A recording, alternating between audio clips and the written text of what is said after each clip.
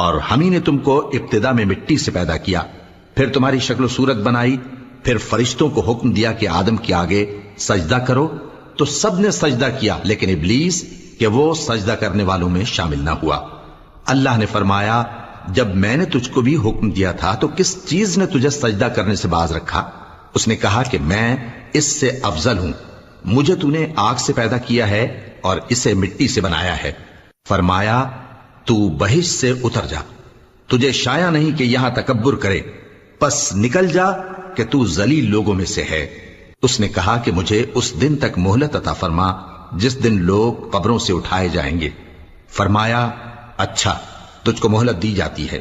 بولا کہ مجھے تو نے گمراہ کیا ہی ہے، میں بھی تیرے سیدھے رستے پر ان کو گمراہ کرنے کے لیے بیٹھوں گا، پھر ان کے آگے سے اور پیچھے سے اور دائیں سے اور بائیں سے غرض ہر طرف سے آؤں گا اور تو